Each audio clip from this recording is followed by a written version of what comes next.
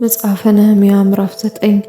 በዚህም ወር በ24ኛው ቀን የእስራኤል ልጆች ጾመው ማቅም ለብሰው በላያቸውም ትቢያ ነስንሰው ተከማቹ። የእስራኤልም ዘር ከእንግዶች ሁሉ ራሳቸውን ለዩ። ቆመውም ኃጢአታቸውንና የአባቶቻቸውን ኃጢአት ተናዘዙ። በየስፍራቸውም ቆመው የአምላካቸውን የእግዚአብሔርን የሕግ መጽሐፍ የቀን ሩብ ያህል አነበቡ።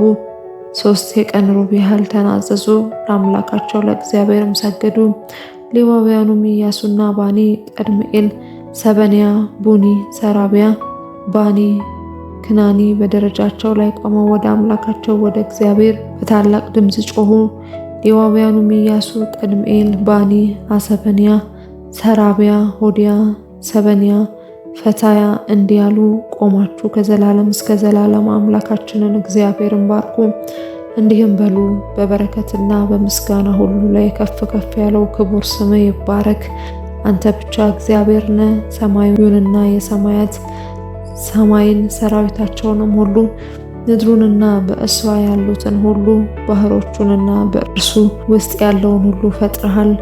ሁሉንም ሕያው አድርገኸዋል። የሰማዩም ሰራዊት ለአንተ ይሰግዳል። አንተ እግዚአብሔር አምላክ ነህ። አብርሃምን መረጥክ፣ ከኡር ከላውዲዮንም አወጣኸው፣ ስሙንም አብርሃም አልከው። ልቡም በፊት የታመነ ሆኖ አገኘኸው። የከነዓናውያንና የኬጢያውያን የአሞራዊውንም የፌርዛዊውንም የኢያቡሳዊውንም የጌርጌሳዊውንም ምድር ለእርሱና ለዘሩ ትሰጥ ዘንድ ከእርሱ ጋር ቃል ኪዳን አደረግ። አንተም ጻድቅ ነህና ቃልህን ፈጸምክ። በግብፅም ሳሉ የአባታችንን መከራ አየ። በኤርትራ ባህር ሳሉ ጩኸታቸውን ሰማ። እንደታበዩባቸውም አውቀ ነበርና በፈርዖንና በባሪያዎቹ ሁሉ በምድሩም ሕዝብ ሁሉ ላይ ምልክትና ተአምራት አሳየ። ዛሬም እንደሆነ ስምህን አስጠራ። ከፊታቸውም ባህሩን ከፈልክ። በባህሩም መካከል በደረቅ አለፉ። ጠላቶቻቸውን ግን ድንጋይ ለጥልቅ ውሃ እንዲጣል በቀላይ ውስጥ ጣልካቸው። የሚሄዱበትንም መንገድ ታበራላቸው ዘንድ በቀን በደመና አምድ በሌሊትም በእሳት አምድ መራሃቸው።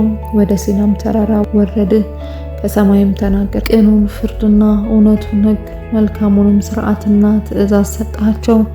የተቀደሰውንም ሰንበትን አስታወቅካቸው። ትእዛዝና ስርዓትን ሕግንም በባሪያ በሙሴ እጅ አዘዝካቸው። ለራባቸውም ከሰማይ እንጀራ ሰጣቸው። ለጥማታቸውም ከአለቱ ውሃ መጣህላቸው።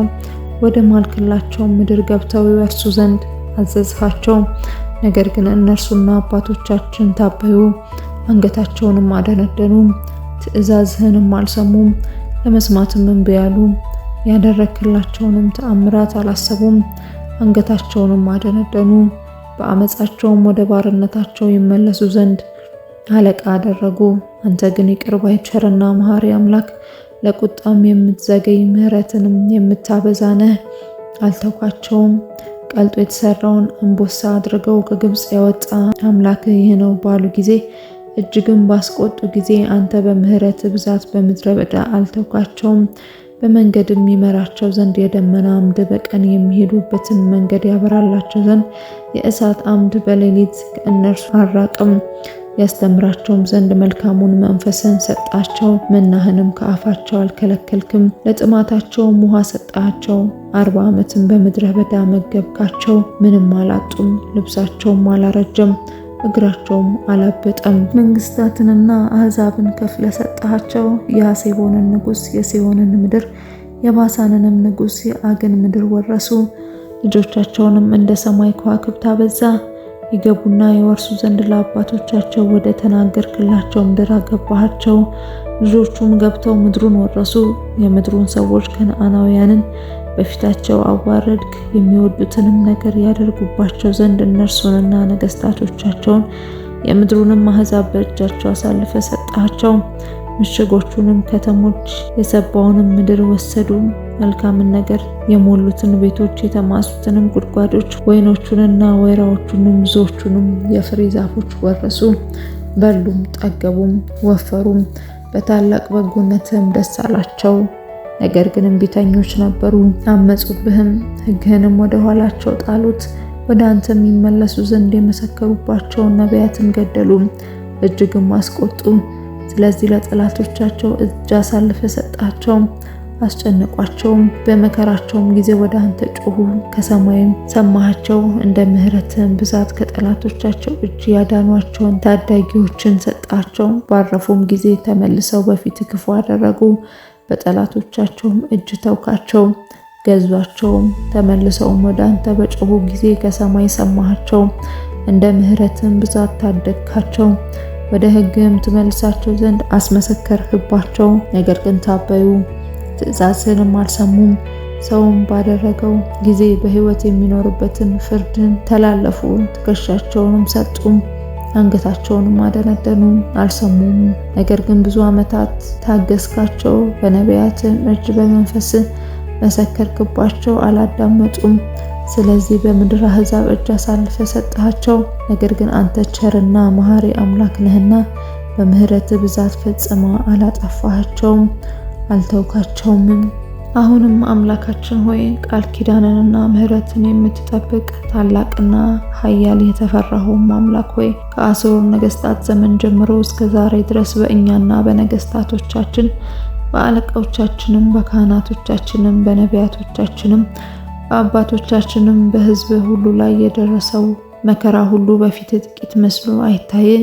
በደረሰብንም ነገር ሁሉ አንተ ጻድቅ ነህ፣ አንተ እውነት አድርገሃልና እኛም ኃጢአት አድርገናል። ነገስታቶቻችንም አለቆቻችንም ካህናቶቻችንም አባቶቻችንም ሕግህን አልጠበቁም፣ የመሰከርክባቸውንም ትእዛዝህንና ምስክርህን አልሰሙም። በመንግስታቸውም በሰጠሃቸውም ታላቅ በጎነትህ በፊታቸውም በሰጠኸው በሰባው ምድር አላመለኩህም፣ ከክፉም ስራቸው አልተመለሱም። እነሆ ዛሬ ባሪያዎች ነን፣ ፍሬዋንና በረከቷን ይበሉ ዘንድ ለአባቶቻችን በሰጣት ምድር እነሆ በእርሷ ባሪያዎች ነን። ስለ ኃጢአታችንም ለሾምህብን ነገስታት በረከቷን ታበዛለች፣ ሰውነታችንንም ይገዛሉ፣ በእንስሶቻችንም የሚወዱትን ያደርጋሉ። እኛም በጽኑ መከራ ላይ ነን። ስለዚህም ሁሉ የታመነውን ቃል ኪዳን አድርገን እንጽፋለን። አለቆቻችንም ሌዋውያኖቻችንም ካህናቶቻችንም ያትሙበታል።